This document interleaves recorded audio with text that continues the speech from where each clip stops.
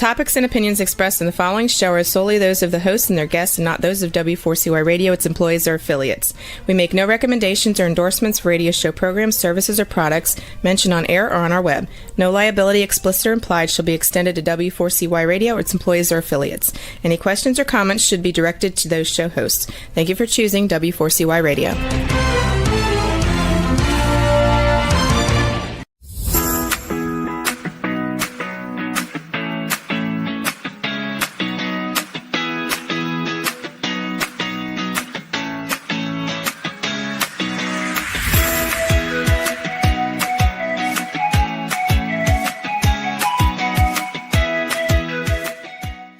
Hi, welcome to Learning to Dance in the Rain, where we talk about difficult life issues and whatever else we happen to want to talk about.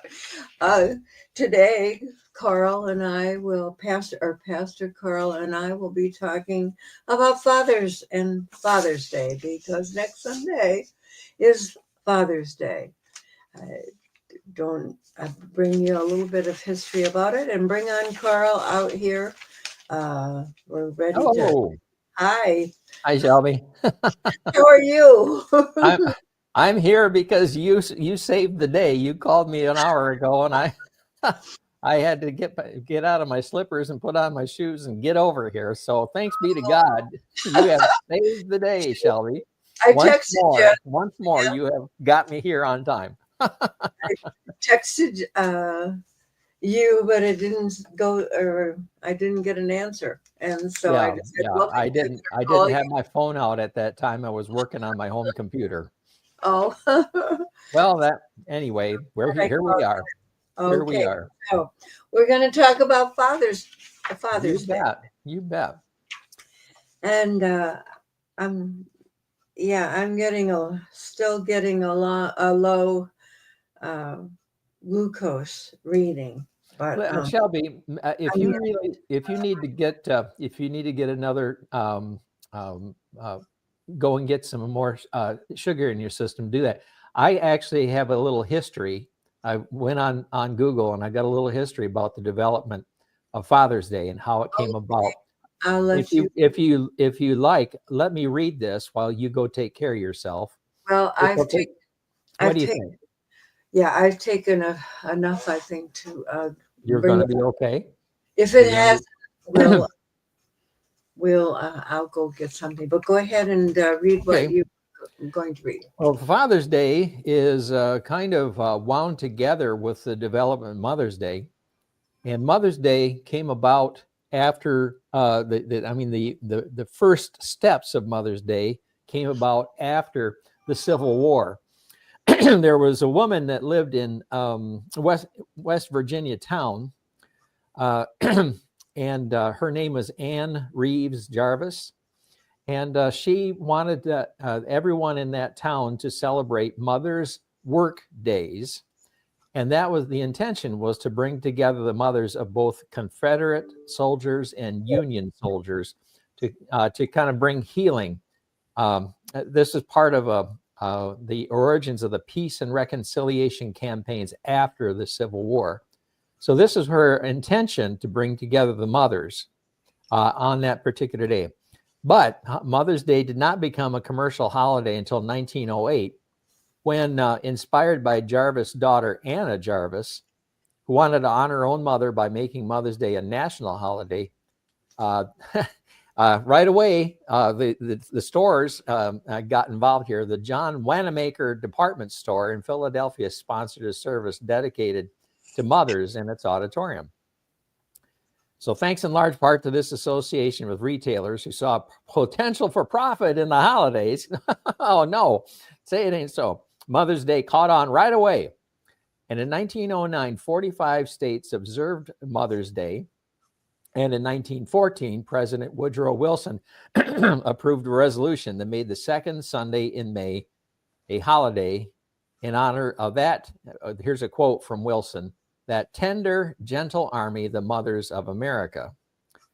Well, the origins of Father's Day kind of came on the heels of the beginnings of Mother's Day. The campaign to celebrate the nation's fathers oddly enough, did not meet with the same enthusiasm. Perhaps because, as one florist explained, fathers don't have the same sentimental appeal that mothers do. But on July 5, 1908, a West Virginia church sponsored the nation's first event explicitly in honor of fathers. But it was not in relation to Mother's Day, but it was in relation to a disaster that hit in that community. To honor fathers, a Sunday sermon in memory of 362 men who had died in the previous December's explosion at the Fairmont Coal Company in the mines, Fairmont Coal Company mines in Monongah. But it was a one-time commemoration and not an annual holiday. But the next year, a Spokane, Washington woman named Sonora Smart Dodd, one of 6 children raised by a widower, tried to establish an official equivalent to Mother's Day for male parents. She went to local churches, YMCA, shopkeepers, and government officials to drum up support for her idea, and she was successful. Washington State celebrated the nation's first statewide Father's Day on June 19, 1910. So only 2 or 3 years after the beginning of Mother's Day. Slowly, the holiday spread. In 1916, President Wilson honored the day by using a telegraph to unfurl a flag in Spokane when he pressed a button in Washington, D.C. And in 1924, President Calvin Coolidge urged state governments to observe Father's Day. And today, Father's Day is celebrated on the 3rd Sunday in June. The official Father's Day did not become a national holiday until President Nixon declared it to be a national holiday in 1972. So Father's Day took a little longer to take hold. That's the history. That's the history as I found it. I thought that was quite interesting, though.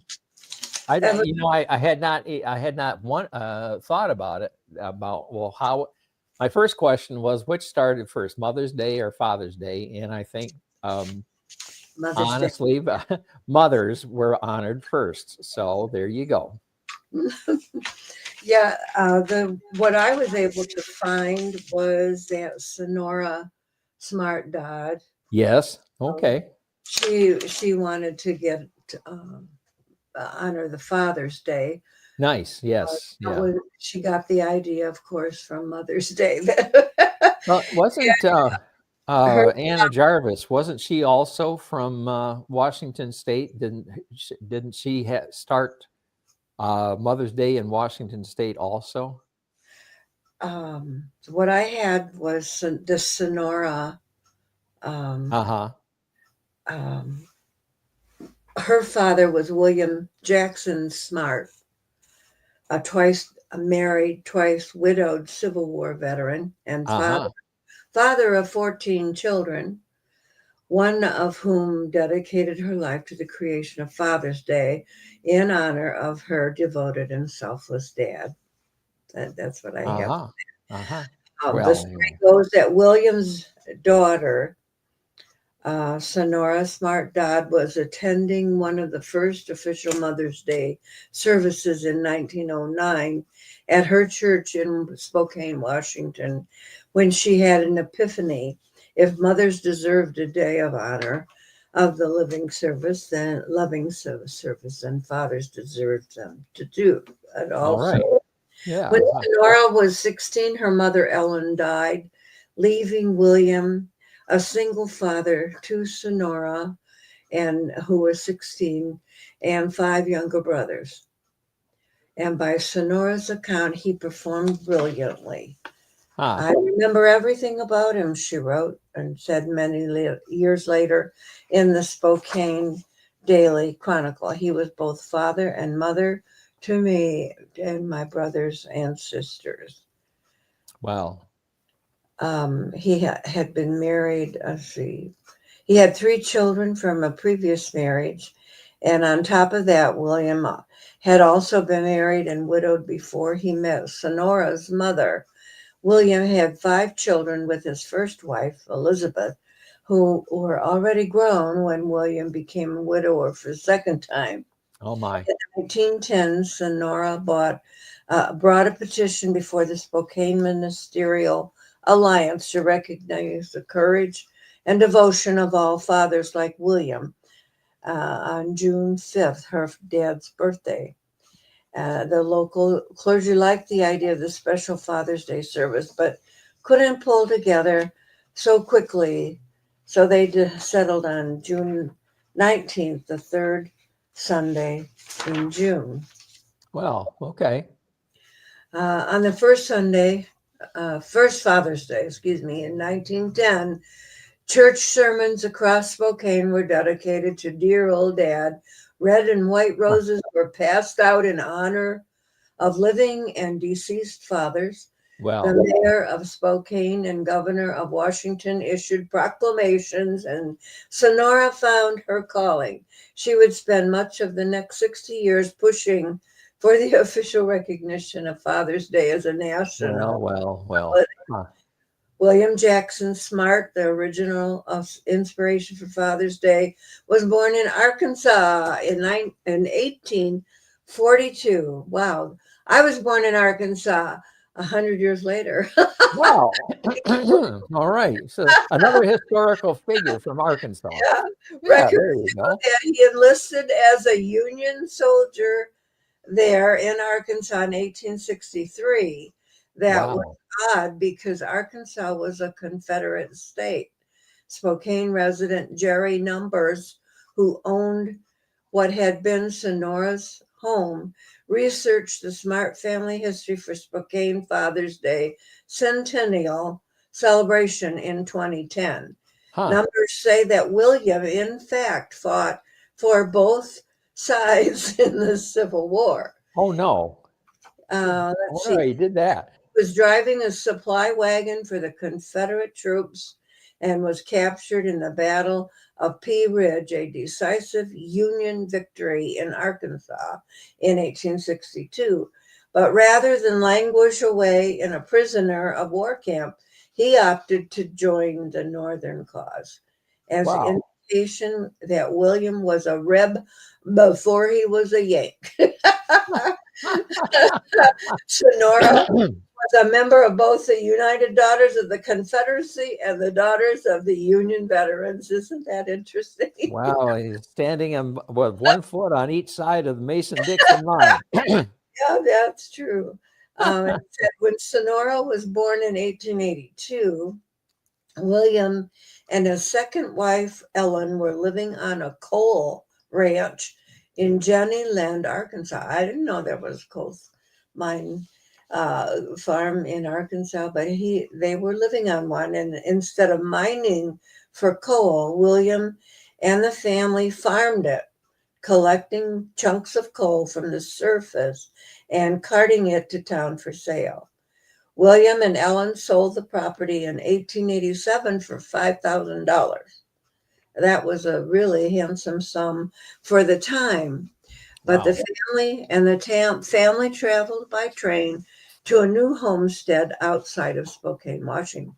Boy, that was a long way. That's a long way to go. The farm in Arkansas turned out to be one of the most productive coal fields in the entire nation. Wow. I didn't know that about my home state. Well. Let's see. It was on the Smarts family farm near Creston, Washington, where William's second wife died, and he became a widower again at the age of 56. His youngest son was 7 or 8, and Sonora, his oldest child, still living at home, was 16. In Sonora's memories of this difficult time, she recalls her father as a great home person, a man who exemplified fatherly love and protection. Wow. And so then you talked about the first Father's Day celebration. William Jennings Bryan, one of the most famous politicians of the time, sent Sonora a congratulatory letter, which sparked a rush of national media attention on Sonora and Spokane. Wow. So she began to lobby for the creation of the national holiday, and in 1916, President Woodrow Wilson celebrated Father's Day in Spokane during a visit to Washington. We Well, don't know if William Jackson Smart was there to shake the president's hand, but it would have been one of his last Father's Day if he were still alive. He died in he died in 1919. So, but Sonora was an accomplished artist, poet, children's book author, well, funeral home director, and well. founding member of just about every civic organization in She's a Spokane. joiner. She's a joiner, all right. She Organizer. let go of her determination to give fathers like hers the recognition they deserved. And just before Sonora's death, Nixon finally signed a congressional resolution declaring the third Sunday in June to be Father's Day. Well. Yeah, so that I thought that was quite an interesting article about 1972. 1972. It took long enough, didn't it? yeah, yeah, yeah. Well, here we are, though. Well, I don't believe that our farm in Arkansas had coal on it. My dad tried to grow cotton, and I just remember one year working with my mother in the cotton field one day, picking cotton. Oh my, that was the most awful thing I had to do. Hard work. Hard work. Hard No work. two ways about it. My fingers hurt. Why can't we wear gloves, Mom? And she said, because you can't feel the cotton balls and pull them then. But when do we get to quit, Mom? Oh my. When our bag is full. And wow. I don't remember if mine got full or not, but Mom finally said, it's time to quit, Shelby Jean. You can. Well. And you got an experience I never had, picking Neither cotton. one There. of us Something I never dreamed about or ever had the chance. My closest thing to that was picking blueberries and raspberries when I was growing up. That's how I earned my book money and the money that bought my new tennis shoes and my new jeans for the coming school year, because we were out picking in the berry patches. Yeah. Yeah. But Is it berries are a whole lot lighter than cotton. That's for sure. You had the tougher job than I did. Oh, I tell you, ever since that time, and I was only about 7, I think, because when I was 9 is when we moved to Michigan, and every time we drove past the farm and I saw people out in the field picking cotton, I remembered that. Yeah. Doing that short. The feelings of compassion for them as they labored out there. There's no doubt about it. I worked with your father to hoeing in our patch, but I never remember picking cotton on our own. what was across. What caused your father to choose to come to Michigan? Well, during that time, it was he was trying to make a decision, I guess, where he could get the best jobs. A cousin lived in Kansas City, Missouri, and said, "Come on up here, and you can get work." So we moved to Kansas City, but it didn't work out because we didn't stay there. I don't know if we stayed there even a year. Wow. And then Dad's friend texted him, I'm not wrote him or whatever, that there was work in Michigan. And so we packed up and moved to Michigan. That was a really my dad was, I think, the 4th child in a family of, I think it's 4 boys and 2 girls. I could do it better if I took my time, but just thinking about it right now, and came. He had his aunt lived not far from my grandparents, and actually where we had lived when I was a child. Oh, But oh, where was I? Oh, he came. He and his younger brother came to Arkansas to see their aunt and uncle, and they gave them a party. We had a big party, or they did. I wasn't around, but I feel wow, like I see. because Okay. I heard the story so many times. Ah, But yeah, and I think he was about probably 18, and mom was only about 13. wow. And but they lived close enough that they could walk. If you drove it, it was a long ways.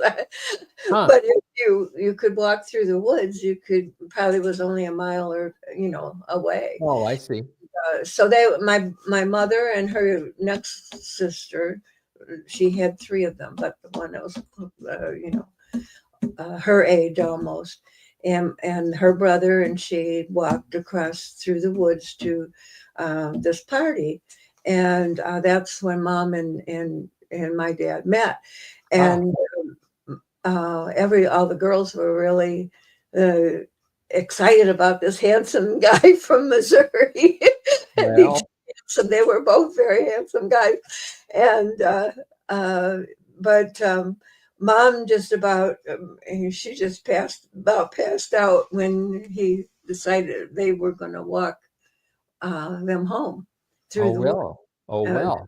my her brother and Right, right. and then these two boys. And so my younger aunt, named Betty, and she she says, "Oh yeah, Shelby." And my dad's name was Shelby. So Shelby, Oh, they were going to. Um, she thought that he liked her. Well, my Betty would have only been 10 or 11 if mom was. that's a little young. That didn't Your fit. mother was 13. I thought your mother was a little young, as you said that 13 years old. So of course, my dad, Shelby, and Johnny went back home to Missouri, and Oh, he all wrote right. he wrote both of them a letter, Betty and my mother, and oh my aunt Betty, she was just so excited, and of course mom was too, but she didn't show it as much as Betty did, and Ah, so they anyway they both answered the letters. Well, then Dad answered mom's and didn't answer Betty's. oh, So no. my dad, that 5 years, well, I don't know how long that was, but finally, because he went out to California with drove his sister out and her family because her husband had gotten a job out in the farms in California. Oh, And so Dad had went out there and did some work out there and came back and then finally ended up back down in Arkansas. He must have been by that time. Well, mom was let's see, probably 16, okay. and 3 he years started. later. Hmm. Yeah, and he got a job working with my grandpa, Huh. and then when mom turned 18, they got married. Well, well, well. Yeah, so It's a wonderful how story. did It's wonderful to so hear. yeah, well, then he got drafted. They built the house later. I guess he farmed with my grandfather, and but then he got drafted and went in the service after Well, I was born. I was born in 42 in March, and so it wasn't long after that he got drafted. oh my. So he spent what 3-4 years in the service, I'm and sure. Do you know where your father served when oh he was yeah, in World War II? he was on Maui, Hawaii. Oh, I see. Hmm. Hmm. And he said I saved his life. Oh, And really? not only that, he How could told me that be? How did that that work out? he needed to thank my dad because if I hadn't been there, then he probably wouldn't have been born. My brother and sister were younger. Oh, I see. No, they had told all of the men that they had to be out on the beach, in uniform, ready to go, and the next morning. And so, of course, he was with all of them, and they were out there. And then one of the commanders, well, marched behind him and said, I want to know, raise your hand if you're married. And so all the men that were married raised their hands. And then he said, well, all right, so put your hands down. And if you have any children, raise your hand. And Dad was the only one that raised his hand.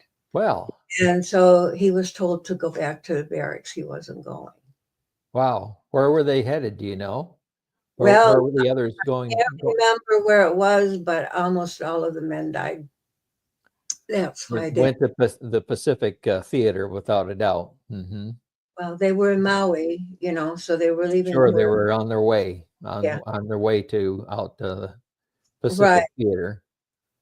And So there were terrible battles that were happening at that time. Was your If dad they a Marine? had me, then he would have gone, and he might not have made it home. Yeah. Was he a Marine? Because the Marines were primarily the battle force in the Pacific. He was a Marine. Well, He drove the those big vehicle things. the transport trucks. The transport trucks. No, well, tankers. I guess it was a tanker. Okay. Have the wheels that go around. I can't remember what you call them, but he was the driver of one of those. I see. Okay. Otherwise, I don't know too much about it. My brother, I guess he told my brother more than he ever told me. He didn't want to talk about it. I see. But, yeah. So he was a Marine. Well, according to Tom Brokaw, your father was part of the greatest generation. And there's a great deal in my own estimation that says Tom Brokaw is right. Your father and all the others like him were a part of the greatest generation, the generation that made the greatest sacrifices. But then you can go back to World War I, the war to end all wars, and there were terrible losses in all of the battles and all of the nations participating in that war, combating in that war. So both those generations, there were terrible sacrifices that were made. Yeah, he never wanted to talk about it, and mom wanted to go to Hawaii someday, and Dad wasn't interested. He did not want to go back. I can understand why. I really can. Yep. Yeah. So I was kind of remembering some of the things about my father this morning. I don't know if you get a chance to remember. One of the things that I remembered was I wanted to, when I graduated and was a teacher. And there was another teacher that wanted a partner, a roommate. She had rented this apartment. Two-bedroom apartment, and so I was thinking, I'd like to do that, And Dad says, "You are not doing that. You don't leave my house till you move into your husband's house." Really? Right. And so I didn't. I was 24 when I got married, but yeah. Well, I guess that is the old-fashioned way of a father looking after and caring for his daughter. That's the symbolism of the father in the wedding giving away the bride. And what the symbolism is that up until that moment, the daughter has been under the care of her father and guidance of her father. And from that moment on, from the wedding on, now this woman who is now a bride is now under the care and guidance of her husband. And that was the way that it was done. And so in a way, that's your father is kind of reflecting that scenario, that reality. You're in my house until you get married. You're under my control. You're under my guidance. I supply all your needs until you get married. But that's really different than the culture today, isn't it? Oh, yes. Yeah. Yeah. To see our daughters get out and go to college and get out on their own and that sort of thing. I had Mhm. no conception about you can't leave until you find a husband or anything like that. In fact, that's in this day and age, that's a rather old-fashioned way of thinking. The father knows best. That the father would make those decisions for their daughters, and I'm proud of my daughters and the decisions they've made.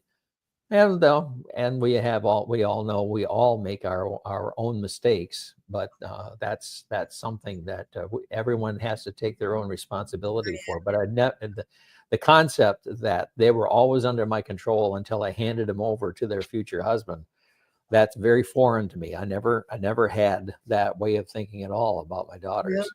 Yeah. Mhm. Well, one of the things too was Michigan State was received this money to build a satellite school in Rochester, and Oh. I live next to Rochester, so it was Oakland University, or well, Michigan State University, Oakland, and I was in Okay. the very first class, the charter Uh-huh. class, to So graduate. nearby home, so your father was approving of that. Yeah, I was accepted at Central, and in the music program, I was accepted at Michigan State, and then I was accepted at Oakland U.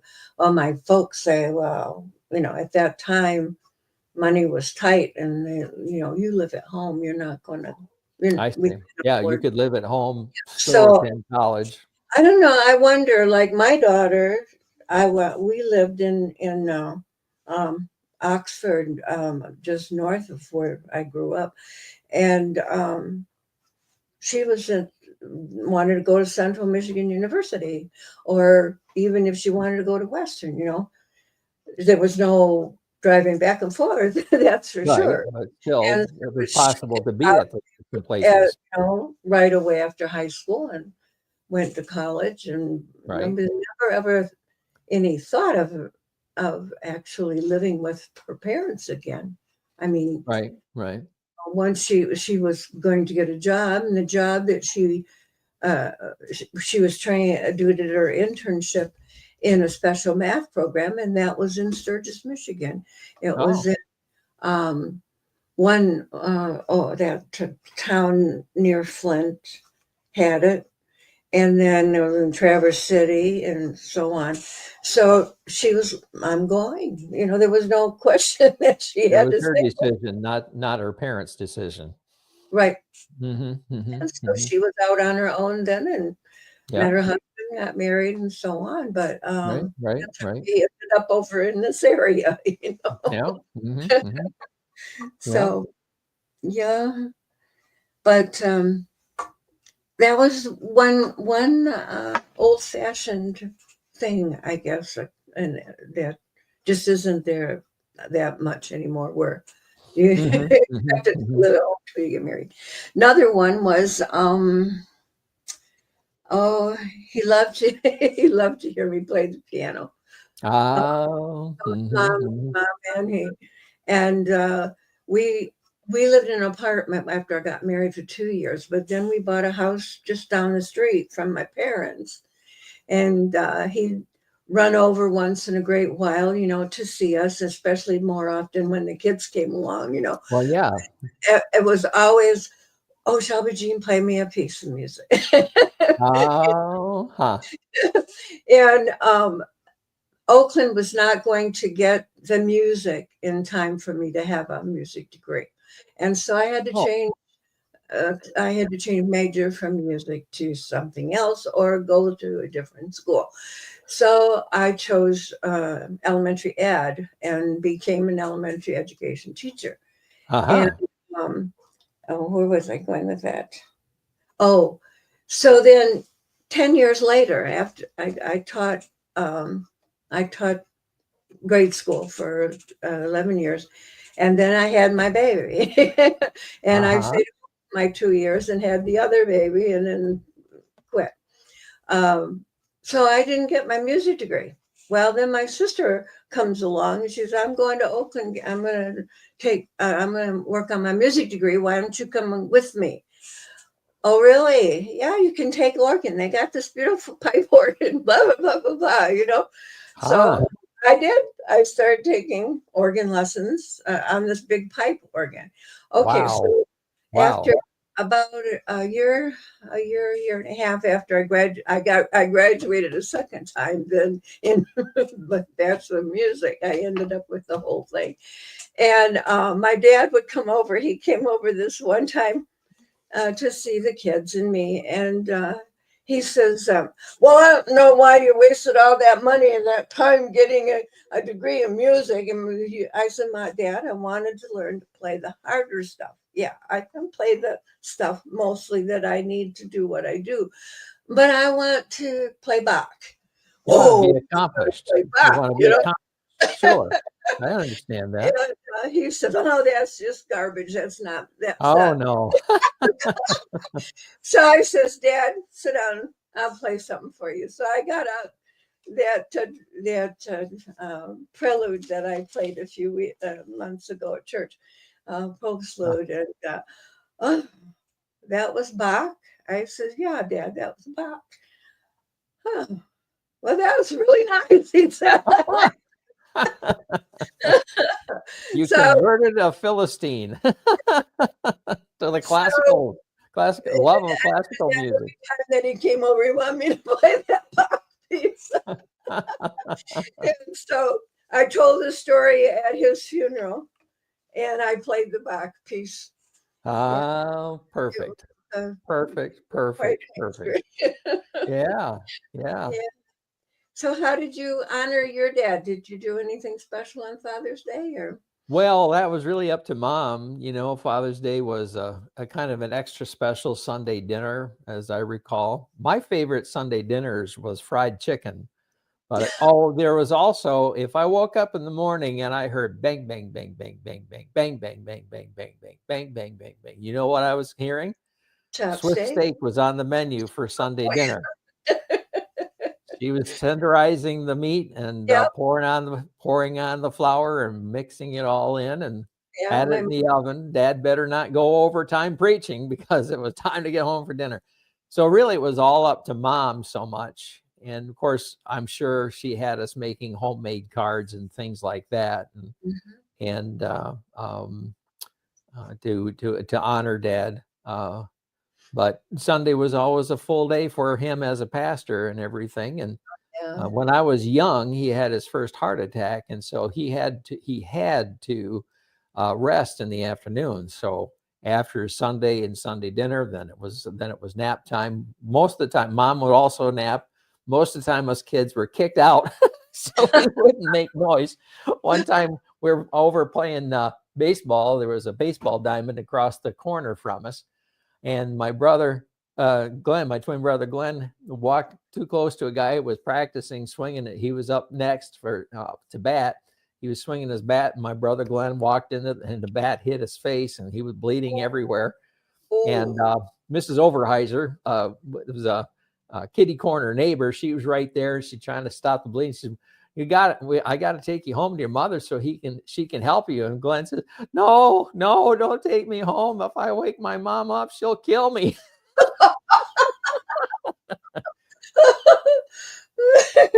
Dad was a real quiet man, you know, and I can remember as an adult and entering the ministry, we went home one time for summer vacation and visited Mom and Dad, spent a week or so there at their house. And I told my wife, Jerry, I'm going to talk to Dad. We're going to have one of those heart-to-heart talks, you know. And I tried 6 ways to Sunday to ask questions and to try and get a response and to create a kind of a heartfelt conversation. And I got one-word answers and that sort of thing. We came home. I was so frustrated. I said, well, I tried, but Dad didn't cooperate. So he was a quiet man. He kept to himself and very contemplative, but very, very upfront about his faith. I can remember a time I was reading Plato after I'd gotten out of the Air Force, and I was just absolutely amazed. I think Plato was talking about the belief in reincarnation. Because he was teaching in his discussion group and holding forth, and his Plato having a discussion group, and he was trying to prove the point that there was such a thing as reincarnation. And so he took a little boy about 8 years of age, and he started teaching him some things about geometry. And if you have a square and you draw a line from one corner to the other, you've divided the square perfectly in two, and now you have two triangles. Do you understand this? Do you understand? The little boy said, yes, yes. And Plato said to the people that were there, that's evidence of reincarnation, because he already knew that from a previous life. So I thought that was kind of interesting. I went to my dad and I said, I just read this from Plato and everything about reincarnation. He says, stop right there. He says, you and I, we are Christians, and we do not believe in reincarnation. We believe in resurrection. We have one chance in this world to get it right. And he says, but we Christians believe that we have a second chance because of salvation. So he was very firm about his faith, and I was grateful. That was one time he really talked turkey to me about faith, directly, personally to me. And I was the last one in the family. Even when my oldest brother David was in high school, he already had it in his mind and his heart that he was called into the ministry like Dad, and gradually became known in the family that David was going to enter the ministry. And it took him a long time, because he met his wife in college. They got married. They started their family. They had their 2 daughters. And David was still taking part-time courses to get through college. And then he had to take part-time courses to get through seminary before he could get out preaching. I think it was 1968 that he was ordained. And then my brother Glenn, my twin brother Glenn, he graduated from Michigan State in 74, the year that I started, because I had been in the Air Force. And it was about 3 years later that he pulled up stakes and left Lansing and went to seminary at Garrett Evangelical on the Northwestern campus there, and the north part of Chicago, Evanston, Illinois. And I thought, you can do that? Because I thought, then it's too late for me. We've been struggling with this call thing for quite a while, and I was mad at Glenn for going. And I thought, now I really had to re-examine this call business for myself. And finally, it became clear that I was called in the ministry. So while we were still having secular jobs, we could take weekends off. And we went up and spent a weekend with Mom and Dad. And I sat down with Dad and I said, I believe that I'm called into ministry. And my dad said a discouraging word to me. And I was unprepared for that. What he said was, I'll have to tell you right now, ministry is a hard place to work. And he says, if a feller can do anything else at all, he should never enter the ministry. I thought, why is he telling me that? I thought he'd be proud. I thought he'd be glad. I thought he'd rejoice. But then quietly he smiled and he said, but Mom and Dad had 6 sons, and Dad's response at that time was, but I never thought 3 of my sons would follow in my footsteps. So ultimately he was very proud. But the word of warning rang true. You think, oh gosh, I'm going to be a preacher. I get to tell people what to do, blah, blah, blah. All these weird things about what ministry is going to be like. And, Dad was right. There are times of challenge and times it's not a walk in the park. It's not a bed of roses. And there's times you get your heart broke and that sort of thing. He was trying to warn me realistically, but ultimately I know he was proud. So, yeah, my husband struggled with that because he really, he I don't know if he wanted to be a minister or felt that he was drawn to be a minister, but it just never happened. the doors, the opportunities never opened up to him. Yeah. Uh-huh. Yeah. So that was yeah.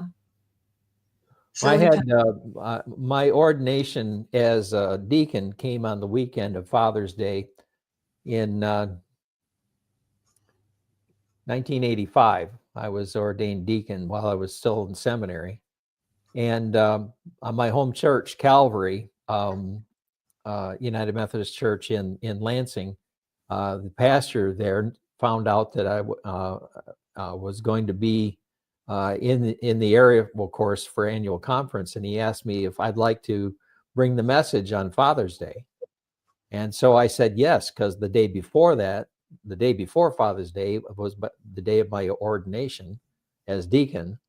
And then, so on Father's Day, I gave the message at Calvary, and Dad was present for my ordination. Now, when I was ordained deacon, Glenn was ordained elder at the same time, and Dad stood and laid hands on Glenn for that elder's ordination. And then I had the privilege of preaching at my home church. And it turned out to be a pretty powerful sermon. And one of the men, Ivan Christian, came up to me after church, and he said, do you know where your dad is? And I said, no, I don't know where he is. He says, he's downstairs in the bathroom and he's crying. Oh. And I said, why? Ivan said, well, I went in the bathroom and there's your dad and he's really crying. But what he said was, that's the most wonderful sermon I've heard in years. He didn't tell me, he told Ivan, but I can pass it on. At least he told you, your brother. Yeah, and I learned it through our mutual friend, Ivan Christian. So that meant a lot. But, see, Dad wouldn't tell me.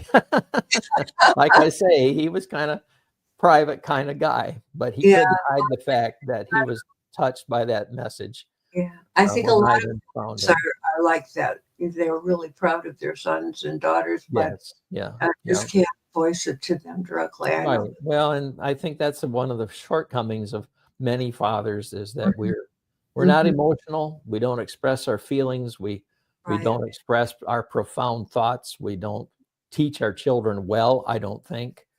We keep to ourselves more. This is kind of like this is what fathers have to overcome, because this is kind of these male attributes that we kind of get stuck with and think, well, if I'm a man, I do it this way and I do this way. I can't do this. I'm not emotional. I have to be rational. I've got to solve problems and all of that. And all that may be true. Those are good things to do. But as far as being a helpful and loving father, it can get in the way of being that best father for our children. Right. So. My husband always felt that his father didn't like him or whatever, but he found a letter after he had died that his father had written to him. Yeah, it was a nice way to find out that your father really did love you and wanted. Yeah. Well, we're out of time. We learn about it indirectly. I'm sorry. Go ahead. We're out of time and we've got to move on. So I want to thank the audience for listening to us here today. I hope that you learned something, if at least we're entertained. I was entertained. How about you, Pastor? And it's been a privilege to be with you today and all the other opportunities we've had to be together. Thank you very much for being here. And I want to remind you that I'm the author. Go to Amazon.com and buy my book. My latest one is 2 Left Feet. Dance anyway.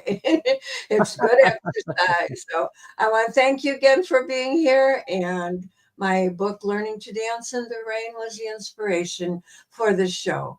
The Bible says that there's a time for everything, and there's a time for dancing and being joyful. And that's what we need to do, even if sometimes it's a hard time. And that's where the resilience come in, right? We have to learn to be resilient and move on with our lives and solve our problems, or at least go through them and do the best we can. Thank you for being here. Bye. See you next time. Bye, Shelly. Bye.